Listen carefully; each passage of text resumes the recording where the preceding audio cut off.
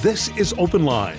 In North America, call toll-free 1-833-288-EWTN. That's 1-833-288-3986. Outside North America, call 1-205-271-2985. You can also text the letters EWTN to 55000 or send an email to openline@ewtn.com. And we welcome you once again to Open Line Friday here on EWTN, the Global Catholic Radio Network. Today is Friday, so we have America's favorite theologian. It's Colin Donovan. How are you, sir? I'm pretty good, Tom. And yourself? I'm doing very well. Jack is out today. I think he's in Ohio. Okay. At a regional radio thing. So here I am, and here you are. And so on Fridays we talk theology. If people have questions about the Catholic faith, and you want to go a little bit deeper, Colin is your guy. Here's our phone number, 833-288-EWTN. That's 833-288-3986. And as the man said in the intro, if you're listening outside of North America, please dial the U.S. country code and then 205-271-2985. How are you, my friend?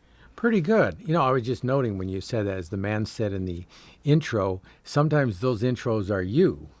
Sometimes. So that must get confusing to people. Well, but not this time. Not this time. Yeah. That was the dulcet tones of Tom Gray. That's what I thought. And yeah. So, well, this is good. We're looking forward to getting calls screened as quickly as possible. If you have a question of a theological bent for Colin Donovan, do give us a call, 833-288-EWTN. I want to lead off here with a question from Melissa. She emailed us from Long Island. If Adam and Eve are considered to be the saints of the Catholic Church, and the Church declares saints infallibly, doesn't this mean that Adam and Eve had to be actual historical figures, and that the story of Adam and Eve as our first parents is true? I guess capital T. I find it hard to reconcile this with the fact that the Church says Genesis can be interpreted metaphorically. If the biblical story of Adam and Eve didn't genuinely happen in history and is just metaphorical, then how could the Church declare them to be saints? Thank you, Melissa. Very good question. And the answer is yes, they had to be historical figures because divine revelation asserts that all human beings are descended from this one couple. Yeah. And as a consequence of the sin of Adam in particular, whether that was his name or not, who knows, but the consequence of the sin of the first man, Adam, we are all guilty and therefore unsuited for eternal life until Christ came along and corrected that. So that doesn't answer the natural anthropological questions. And it's interesting that there are some scientific theories in genetic genealogy, that probably every human being alive today is the descendant of a pair of human beings, one woman and one man. They're not in the same time frame. They're a little bit separated in time, but they even give them the name in genetics of the Adamic Y as provider of all Y chromosomes, and mitochondrial Eve as a provider of the mitochondria, which are the little factories in the cells that is handed on from mother to all her children, but only by women. So it's a way of tracking your maternal line all the way back. And so there's a certain, humor, I'm sure, meant by scientists there, a little tongue-in-cheek, mitochondrial Eve, Adamic Y. But I think it's pointing to the reality that when all is said is done, we will probably find that there is, even scientifically, will achieve a certitude regarding that pair. And in many ways, scientists say that the way events happen in the world, that probably everybody who is alive today is actually the descendant of about a 10,000-year-old couple 10,000 years ago, simply because of the various crises, natural and other things that occur, which winnows out the human population and gives us two at some point probably gave two individuals that role. So we let the science do its thing. That'll work itself out. Sure. And the fact that the church asserts that we are all descended from Adam and Eve, and Christ as the new Adam and Our Lady as the new Eve, is the reparative action of God himself to the faults of Adam and Eve. That's what Revelation is asserting. And there's no contradiction with science. If for no other reason than the claim of Revelation is these two individuals were ensouled. Okay. The fact that there were hominids existing before Adam and Eve says nothing about whether they were ensouled or not. I see. So that's also a consideration.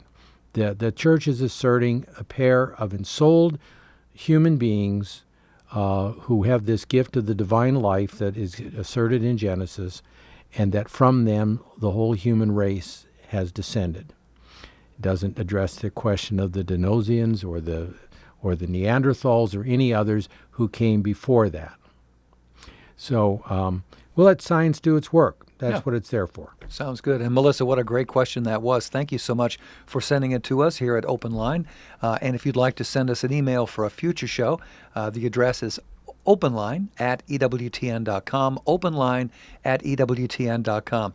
Our friend Ryan Screening is back with us. He is on the JOB, not Ryan Sweeney, Ryan Penny. See, I know this guy named Ryan Sweeney, and it's a hard habit to break. Yeah. I'm working on it. Ryan Penny, please forgive me for that. I'm actually doing you a solid by saying that you're back, and we're glad that you're back. Anyway, he's screening the calls right now. No thanks to me, but we do have a couple of lines open for you at 833-288-EWTN. That's 833-288-3986. Question here from Robert. I am not a Catholic, but I am feeling led to confession. Can I, as a non-Catholic, go to my nearby parish and ask the priest for absolution? Some serious things have happened early in my life. Don't know what any of that is, but the question is from Robert. What say you? Yeah, this is governed by the Code of Canon Law, and it generally requires the inability to have access to a priest or minister of one's own church. So you can imagine some missionary situations where Catholics and non-Catholics are commingled, and there's maybe only the Catholic missionary there or something like that. And so the Code of Canon Law does provide for those exceptional things. They're not intended to be usual or typical things such as such as the question that was asked. Can I go down to the Catholic priest? Now, we can say this about the forgiveness of non-Catholics who don't have access to the sacrament of confession. The sacrament of confession is authoritative action initiated by Christ and ministered on his own merits and ministered by the priest. We see that on Easter night when Christ says, "Whose sins you shall forgive, they are forgiven." This is not the only way that sins can be forgiven, and the Church admits that any person who is truly sorry, in other words, have authentic contrition, perfect contrition, that is, they're sorry not because they'll be punished, but because they recognize that they have offended the good God, can in that moment receive justice from God. And this means if they're Catholics and they're out in the boonies and there's no priest and they're dying, make sure you do make a perfect act of contrition with the proper motive. And God will acknowledge that and recognize that.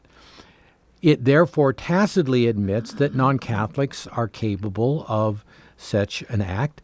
And judging from, I think, the caliber of many non-Catholics who are zealous for Christ's name, even if they have some theological confusion regarding different aspects of the Christian faith, I think we can assume that many non-Catholics have the right motivation when they ask God for forgiveness. Does that mean it's as guaranteed as confession? No, it's always going to be our own subjective judgment whether we are truly contrite. We're sort of affirming ourselves. This is why Christ gave us the church to affirm forgiveness in the sacrament of reconciliation.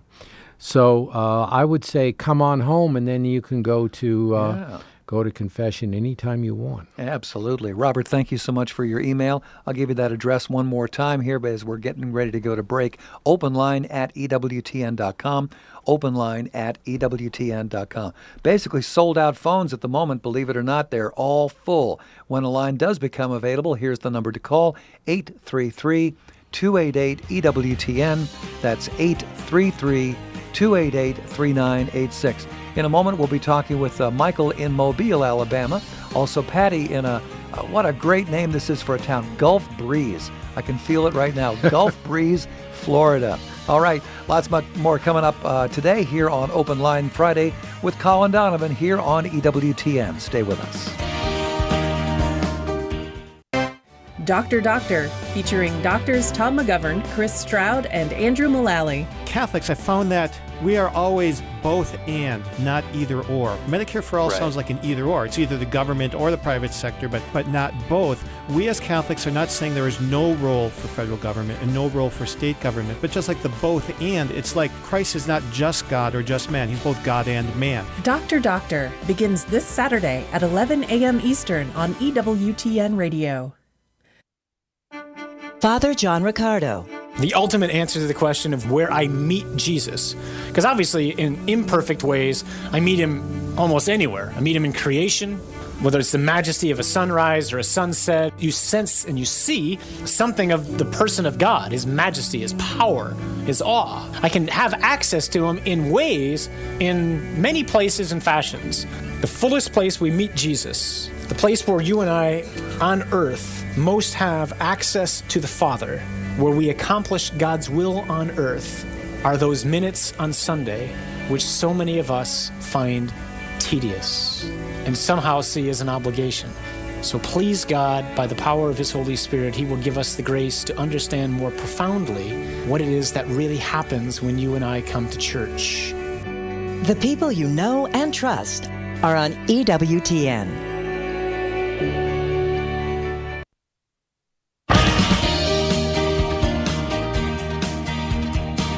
Wow. Colin Donovan giving me factoids here. I think you should share that with the rest of the class, Colin. Well, you know, we had a show on EWTN about the Catholic martyrs of Florida. Yes. And how so many of them. Part of the reason was where the Spanish had one of the places they landed was on Santa Rosa Island, which is basically the panhandle of Florida, Destin, Panama City. Those places are all along there. But they were hit by a hurricane that year. And it's not a place that we remember Michael from last year, but it's not a place that usually takes the full force of a hurricane, but it discouraged them and they moved on from there. And, you know, St. Augustine became the most celebrated Spanish colony on the Florida Peninsula. Well, there you go. News you can use. Yeah. Courtesy of Colin Donovan here on EWTN Radio. It is Open Line. We're taking your calls today at 833-288-EWTN. That's 833-288-3986. We do have one line open. By the way, got some great weekend programming for you, including the best of Take Two with Jerry and Debbie. This will be tomorrow at noon Eastern. The topic is, I want to make a difference in the world. What a great topic that is. That's why they call it the best of Take Two. It's a great show every day, and our producer, Rich Jesse, has selected this one as particularly outstanding. So do check it out tomorrow at noon Eastern, right here on EWTN Radio. And if you're ready now, let's go to the phones at 833-288-EWTN. We begin this time with Michael in Mobile, Alabama, listening on Archangel Radio. Michael, what's on your mind today? Hello, gentlemen. Howdy. How are you? Hey, Michael. Great. Good. I've been very curious about the Orthodox faith and how they view us and how we view them. They seem to have a total certainty that they are the Church of Jesus, the church that Jesus started, and so are we. So I guess my question is, how, at one time, were we both one church? And how would we go to gently explain to them that our side is the one church? You called the right show, Michael. Yeah. Absolutely. Colin? No, first of all, their claim of apostolic origin is absolutely true. We know that from the New Testament. St. Paul founded sees in various parts of Asia Minor, in Greece and elsewhere. And those sees were the eastern part of the one church for the first millennium until 1054. And there were some theological and juridical issues that separated the Patriarchate of Constantinople from the See of Rome. And that devolved into some nasty throwing of excommunications back and forth, which Paul VI and Patriarch Athenagoras lifted in the 1960s. In other words, the Catholics withdrew their excommunication of the Orthodox, and the Orthodox withdrew their mutual excommunication of the Romans.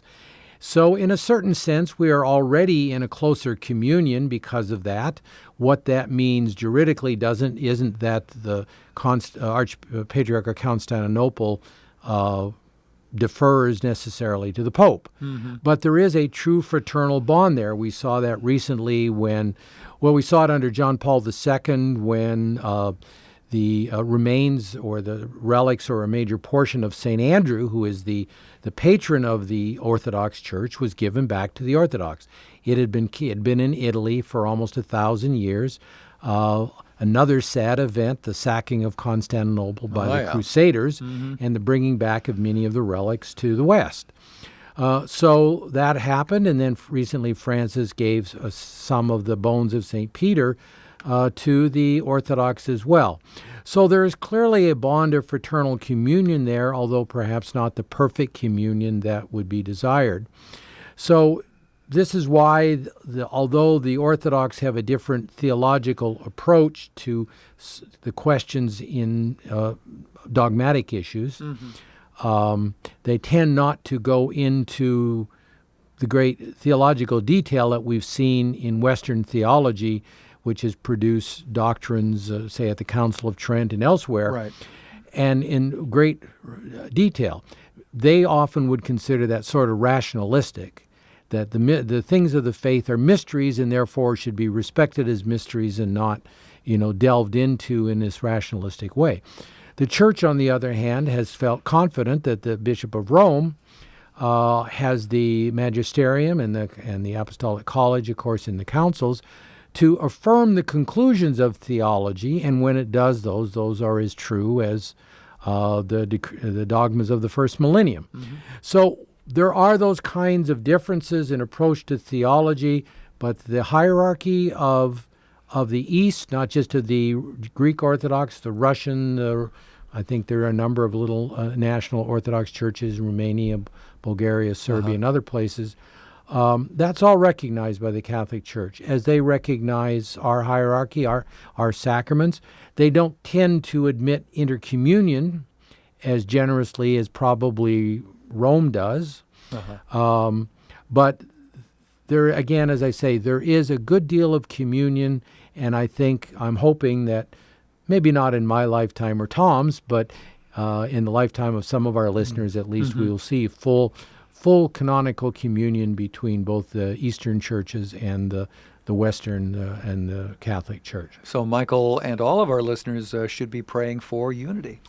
We should always be praying for unity, and we have, of course, the ecumenical week in January to pray precisely for that, and we generally think in the first place of the Orthodox, but also baptized Protestants and Anglicans and Lutherans, of course, who are not in perfect communion with Rome doctrinally and certainly not sacramentally, ministerially, and so on. There is an ecumenical week. In January, around the conversion of St. Paul. This is not like Shark Week on... No. Okay. January 25th is the conversion of St. Paul, and that also, I believe, is the date that inaugurates the week of prayer for unity. Beautiful. Michael, thank you for your call. We do appreciate that. That opens up a line for you now at 833-288-EWTN. That's 833-288-3986. It's Open Line Friday with Colin Donovan here on EWTN. We go to Patty now in Gulf Breeze, Florida. Feels great. Listening on Guadalupe Radio. Patty is a first-time caller. Patty, what's on your mind today? Good afternoon. My question is with regard to the border crossings. Mm-hmm. I'm all for legal immigration, but as we are learning, about 90% of the people that are crossing and asking for asylum are crossing illegally. And it just seems to me that the United States Conference of Catholic Bishops is, I understand how they support people and they want a better life for people, but I don't understand the part where they seem to be okay with the illegal border crossing. Could you help me with that? Sure. I'm almost positive that the official statements talk about the necessity of laws and so on that govern these matters. I think the statement of the bishops is aimed more at the, obviously, respecting the dignity of those that come. And granted, we don't know, are they a legitimate asylum seeker? Are they criminal elements bringing in drugs, money, or doing human trafficking? We don't necessarily need to know this. And I think there is a extreme, when they talk about a crisis at the border, part of the crisis is simply the volume of people and the inability to discern among the different kinds of people, categories of people that are coming. You can have certainly the hard stand on immigration in terms of legal immigration, but we have to remember that borders and this kind of issue is a rather modern thing. Oh, yeah. If you've watched any Westerns, you know that people just rode or walked across the Rio Grande for probably 30,000 years before we started building customs posts and so on and so forth, probably in the 20th century or thereabout. So what we have on the one hand is, I think, the call to be merciful, to recognize that people who are desperate will sometimes, bend the law. The church does not recognize the law as simply an unalterable good or a good to be respected, 100% in all circumstances. There's a principle called epikeia. Epikeia, you read St. Albert the Great on this or St. Thomas Aquinas on this. Epikeia admits that the general laws cannot take account of all circumstances, and that the just person will know when it's fitting to follow that or when it's fitting to make an exception. I think the bishops are asking to consider, they want to see a morally good immigration system, an immigration system that is generous. We are still a very generous grantor of immigration and asylum. I saw a statistic last year that the rate of legal immigration to the United States is higher than our neighbor to the north, where I was born, as a percentage, and obviously in the numbers, but even the percentage is higher. Really? And so I think it's a bit of a bogeyman to say the United States is not generous. But I think there may be also some Calvinist instincts regarding the respect for the law, which is absolute and hard and fast and not to be brooked. And the church is saying, no, be merciful, solve the problems, discern between the different categories of people, the people legitimately seeking asylum, the people who are running drugs, human trafficking, and so on, to make that judgment. For that, we need a good immigration system. And I blame the politicians on both parties. I remember in the 2000s, George Bush proposed a immigration system, and his own party shot it down. Yeah. So this is going on, and it's becoming political ping pong, and we really need to be thinking also about the poor people who are there. But at the same time, how are we going to fix this so we can have legal, generous immigration as well? Exactly. Patty, thank you so much for your call. Let's go to Diane in Hamilton, Ohio, real quick. Diane, you were looking for a clarification on something that Colin said earlier, correct? Yes, I did, because he made reference into Adam and Eve, and, of course, that we all came from one set of parents, which we have to believe that's dogmatic truth. But he said something about Neanderthal man. That's not even possible. We did not evolve from an ape. That would be theistic evolution. A body without a soul is dead. That's what the Bible says. Also, one other thing. Adam, his name is Adam, and his name means dirt. So he came from the dirt. He did not evolve over thousands, millions of years of death and destruction. That's not even possible because that's... Okay. Diane, if you would sit tight, please. We're coming up on a break here that we just have to take. So please hold your thoughts, and we will address both of these questions on the other side of the break. You're listening to Open Line Friday with Colin Donovan here on EWTN. We'll get to Diane's questions, also talk with Randy in Alberta, Doris in Beloit, Wisconsin, Victor and Joan, and lots more on this edition of Open Line Friday with Colin Donovan. Do stay with us. Raymond Arroyo. We need EWTN radio for the reason that Mother Angelica founded this enterprise. She saw this as a holistic approach, reaching the whole person, bringing them truth and life. The leading Catholic voices are on EWTN radio. It's time for Family Man with Dr. Gregory Popcak. Did you know there are two kinds of tantrums? The first type, distress tantrums, are the most common in children 4 and under. They aren't the result of children trying to manipulate you as much as your kids being overwhelmed, overstimulated, or frustrated. The best cure for distress tantrums is bringing your child to a quiet place and providing lots of loving attention to help your child calm down and come back online. The second type, manipulative tantrums, occur in children who are old enough to have good self-control but still use drama as a tool. The best way to respond to these tantrums is to calmly place the child in a quiet, safe, timeout place until he's calm enough to apologize sincerely, accept your direction, and rehearse the more appropriate alternative with you. How long are they in for? Well, that's up to them. Want more tips to make discipline easier? Check out my book, Parenting with Grace. I'm Dr. Greg Popcak, but you can call me Ben. To discover more ways faith can enrich your life, visit CatholicCounselors.com. We need to pray because God says to pray. We don't need to pray to change God's mind. We pray because that is our big connection to the Almighty. Do we need it? Like we need air? Like we need water? Yep. Because if, in fact, God is the ultimate reality, more reality than air and water, then we do need to pray as much as we need to breathe.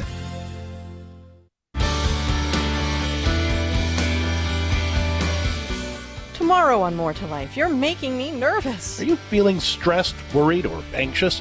We're going to help you find peace. Now, back to Open Line with Colin. Glad you're with us for the Friday edition of Open Line here on EWTN. Our phone number 833-288-EWTN. That's 833-288-3986. All right, before the break, we had on Diane from Ohio, who was asking for some clarifications and also actually made a couple of assertions, I believe, regarding our first parents there. Right, and a lot of this discussion is clearly speculative. Neither science knows, nor does the church know. Yeah. Any more than that it knows particle physics or whatever it might be. Here's the thing we have to remember: the church does not want to get ahead of science. This is why Pius XII in Humani Generis, although he didn't assert in any way that we human beings evolved from pre-existing matter, he didn't rule it out, although this had to be demonstrated by science, and it had to be, the dogmatic elements of it had to be resolved. So what the church asserts dogmatically is going to be very often different from what Catholics commonly think the church is asserting. This is not an area in which the church has made many dogmatic pronouncements. If anything, we can go to John Paul II, who talked about, and I think this was mentioned before, that although the early chapters of Genesis are true, it's not a kind of history that we are familiar with. In history books, we look for data and dates and affirmations of things that happened at particular points in time. Genesis is not that kind of history. It's the kind of history passed upon orally in human beings, which is very accurate and very faithful, as they've discovered in looking at primitive peoples and the oral passing on of history. Or you look at my own people in Ireland, how the Irish did not have a written language until about 800 AD. But everything was passed orally by the bards. It's passed down as history. So we know that things are passed on orally in a different way than they are in modern contemporary histories. And the church recognizes that. So we have to look at what the church is asserting dogmatically. Now, that's one side of the equation. And the church asserts that we have two parents, Adam and Eve. We know that Adam means man. We know that Isha and Adam, there's two different variations in Hebrew of that. And we know that Eve, as the scripture tells us, is mother of the living, mother of all the living. Mary is the mother of all the supernaturally living. And there's our new Eve reference. Christ is of course, then the new Adam with respect to all the supernatural, because all those who are redeemed and saved, even those who existed before him, like the just of the old law, are redeemed through Adam, or redeemed through Christ. Okay. Now we have to look at the scientific side. The church does not assert things which have a scientific bearing. So, for example, the question of whether human beings ever had, now this is different than ensouled, because even an ensouled person could have relations with other hominids who are constitutionally similar.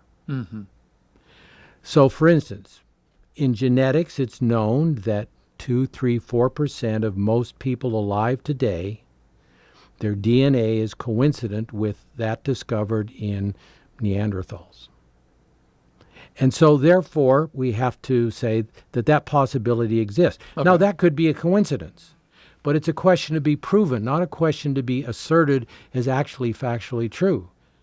And I didn't assert that anything was necessarily true in these matters, but rather that the church holds a space for science to do its studies and its investigations and to come up with its demonstrable conclusions, and it asserts what is certainly revealed as a doctrinal matter. And it has done that.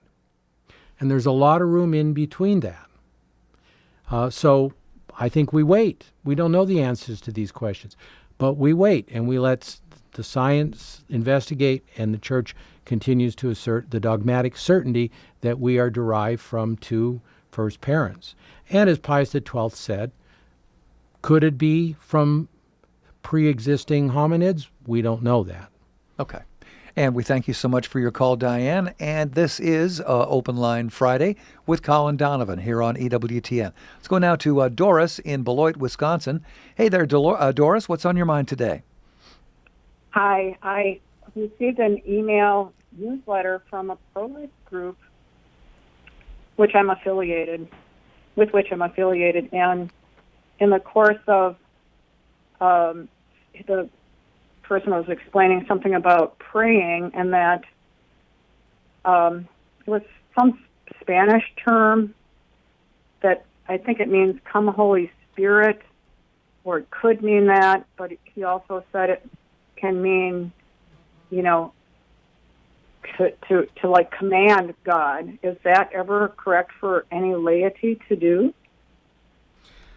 No, not really. I mean, even the priest acts authoritatively in persona Christi at times, so you could say in a way that all other dispositions being satisfied, so for instance, the penitence of the penitent, the true sorrow, the sorrow of the penitent, we can know with absolute certainty that forgiveness is given. That's in the sacramental forms, and is not contrary to the will of God, because the Son of God instituted those forms, those sacraments.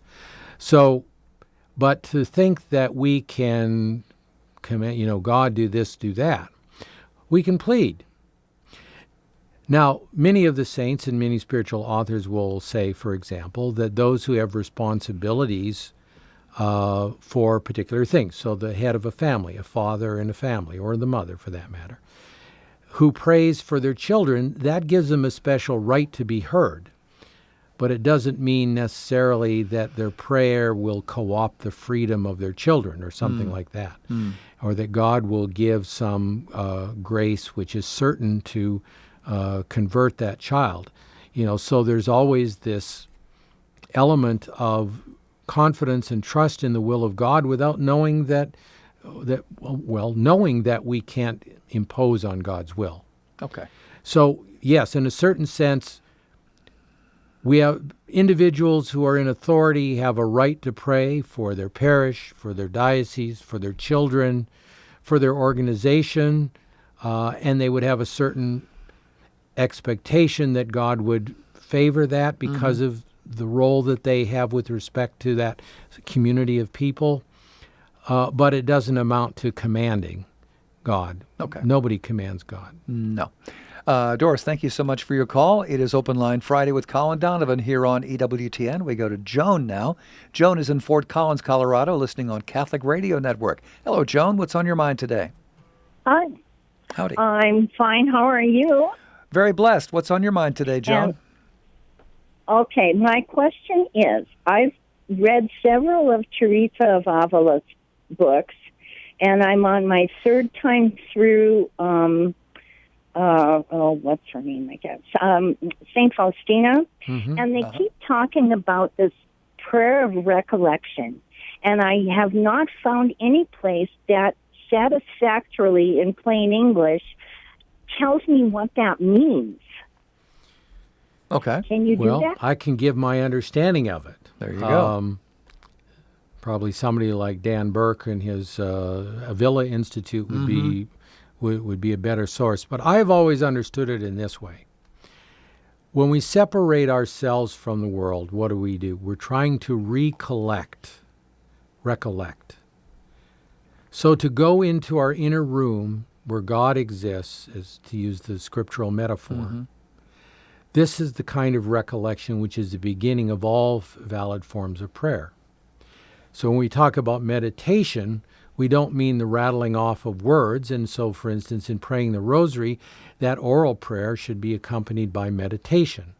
A meditation which is the fruit of recollection, of having gone into our inner room, as it were, to be with God and meditating on the truths of God. So that's how I understood it. I'm not sure that that's definitely the mystical theology's definition of it, but that's how I have understood it.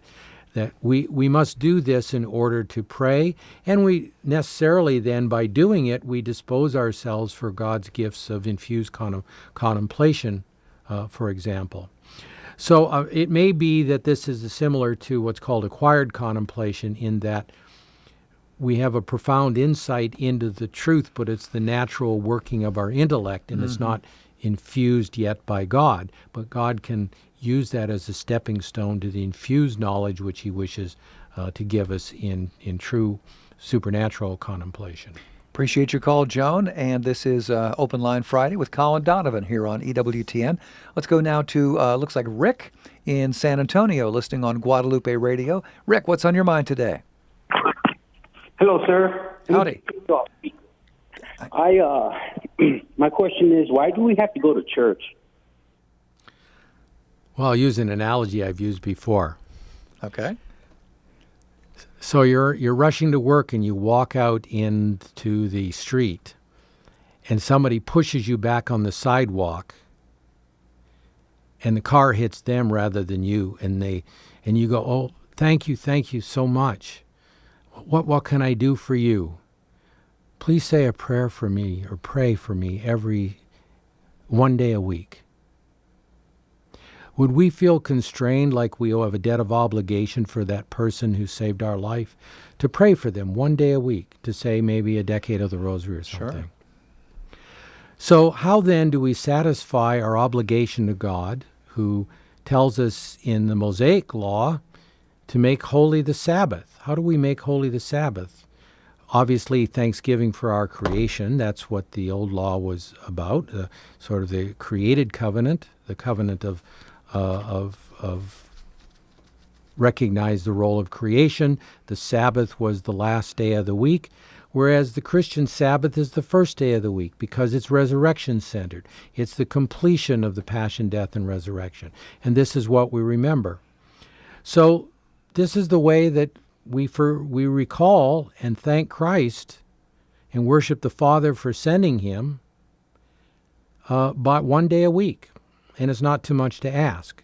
And I think we'd see that as a natural act of justice, even if perhaps we're not convinced yet that this is an obligation, a complete moral obligation.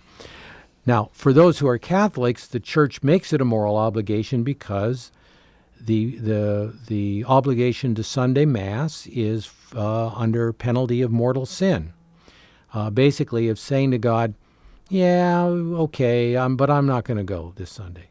Now, if you're sick or something like that, obviously that's not a question of that. Or you're caring for those who are sick. You're a mother, a father. Somebody has to stay home with the kids. That's not what we're talking about.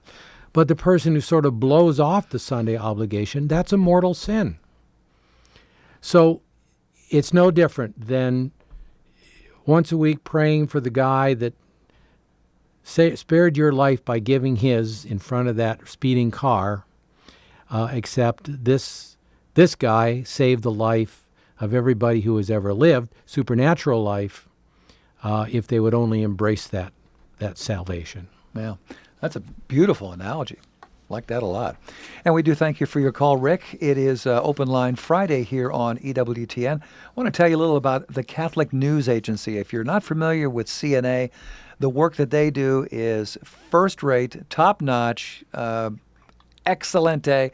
Any word that you might want to imagine, CNA is fearless. They are not afraid to tackle any story and bring you the truth in that story. So we would recommend that you check out CatholicNewsAgency.com. It's a free service of EWTN, CatholicNewsAgency.com. Here on Open Line Friday, let's go now to Frank in Houston, listening on Guadalupe Radio, AM 1430. Frank, what's on your mind today? Hey, I wanted to ask a quick question on guardian angels. We're always kind of taught that we have a guardian angel, singular. But when I read Matthew 18:10, it uses the plural form of angels. It says, take care that you do not despise one of these little ones. For I tell you, in heaven, their angels continually see the face of my Father in heaven. So my question is, are they using the term angels, plural, as in the body of angels in heaven? Or are they saying we have more than one angel? It's really a grammar question, not a theological one. Because whose angels are little ones? It's plural. So it's grammatically appropriate to say the angels, or their angels, or the angels of the little ones always behold the face of the Father. So we have one guardian angel. That's the teaching of the Church. And in this particular, it's referring to the guardian angels of all the little ones who might be offended by scandal, or who might be despised in this case. They're always beholding the Father. So it's not a single little one whose angels, but these little ones whose angels are always beholding the face of the Father. Okay. Hope that's helpful for you, Frank. It is Open Line Friday here on EWTN. Interesting email here from Jordan. He says, for Lent this year, I read a meditation on Christ in the Garden of Gethsemane. And it talked about Christ's suffering there in terms of the overwhelming, visceral human fear he felt at the knowledge of what was to come, that during his time in prayer, he wrestled with that fear and then came to acceptance. This description made me very uncomfortable. My thought has always been that his suffering came in terms of understanding all of the sin that was to come, past, present, and future, which so offended God. Could you please discuss this? And that's from Jordan. Sure. Well, he became like us in all things but sin.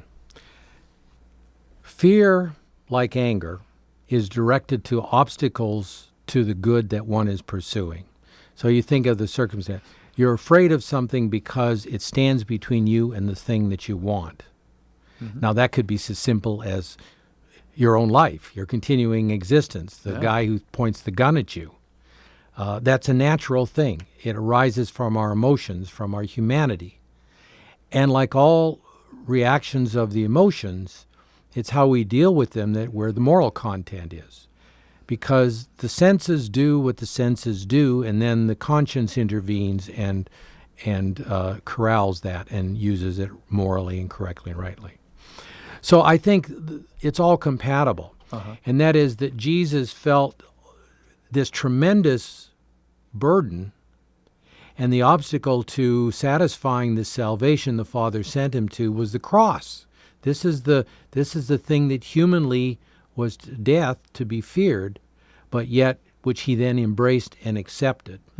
So it's the difference between the first instance and the second instance, and that shows the moral greatness of Christ in his humanity, because we know how that he accepted that and he offered that. So how that was brought to his mind has generally been said to be that he saw all of the sins that everyone had committed, was committing, and would commit in some sense. And of course, this would be in that divine mind that is capable of such a thing. And the burden of that on the human nature was what he had to get beyond, and he did. He did by accepting the will of the Father, and we're called to do the same thing.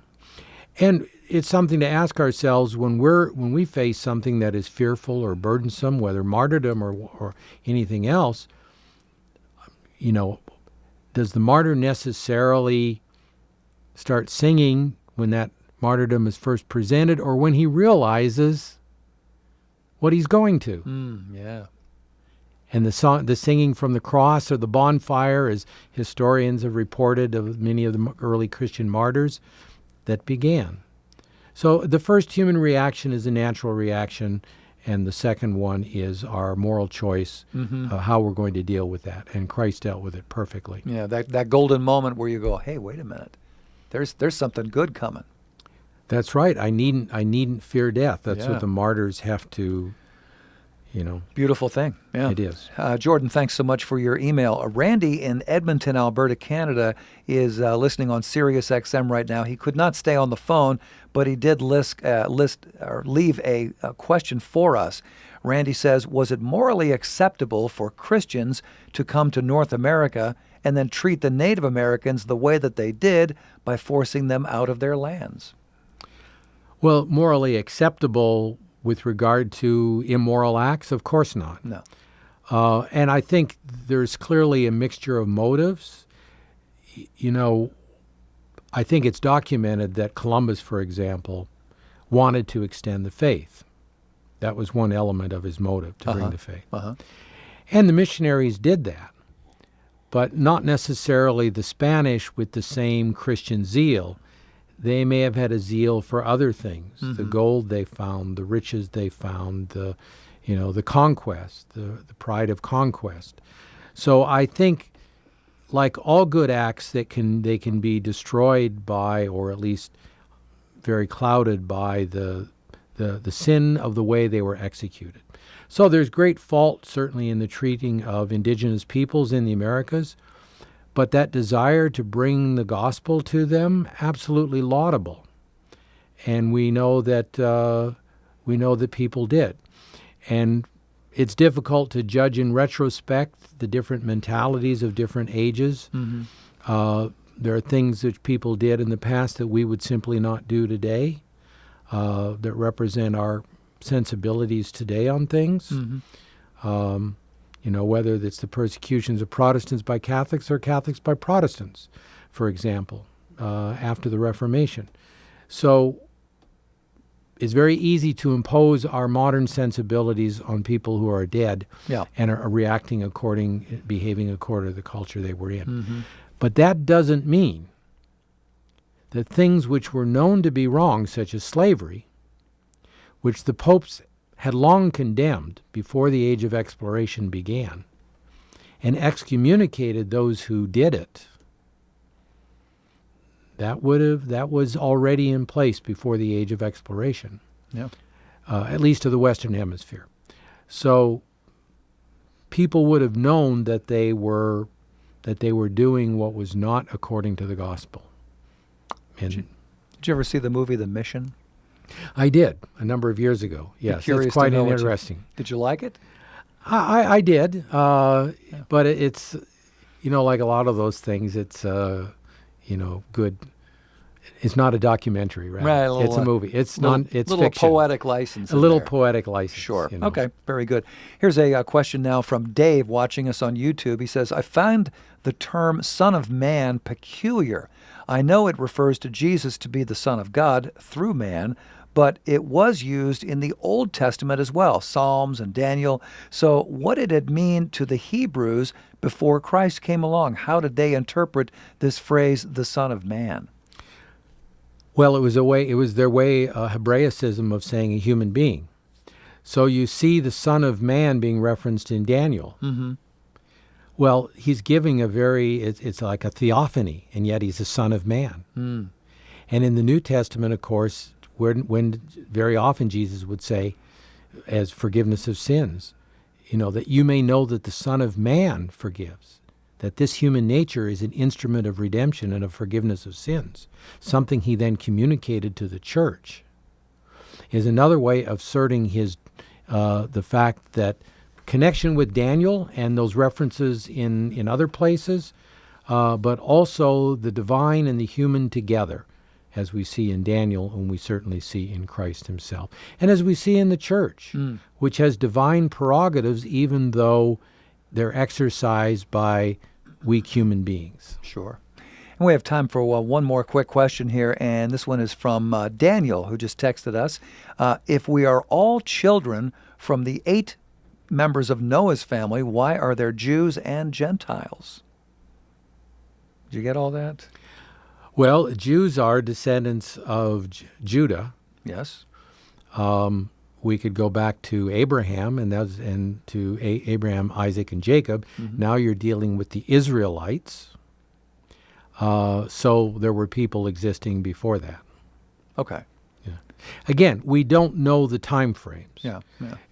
Most people who think they know the time frame are going by the estimates of an Anglican bishop, or Church of Ireland bishop, but that's the Anglican community, named Usher, who made many assumptions regarding the genealogies given in sacred scripture, so that every name in the genealogy represents a generation, and I can pinpoint when all these things happen based on that.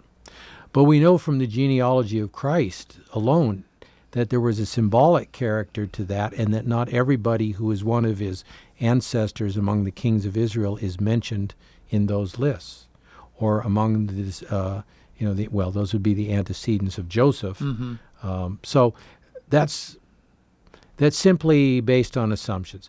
This is where the church lets historians, scientists, and that. It will make its doctrinal claims based on what is certain and which it has come to recognize as revealed by God and to be believed by the faithful. To those things we owe a complete debt and obligation. To the rest, there's a variety of opinions. Sure. And time will sort that out. Maybe not in our time, but time will sort that out. Colin Donovan, thanks so much. You're welcome. Always appreciate having you on. Another week of Open Line is now in the history books. Next week, of course, Monday, John Martinoni. Tuesday, Father Wade Menezes. Father Mitch will be here on Wednesday, and Father Larry Richards on Thursday. And then, of course, the triumphant return of Colin Donovan on Friday. Until next time, this is Colin's looking at me and shaking his head. Triumphant? Really? Hey, you have a wonderful weekend. See you next time here on EWTN. God bless.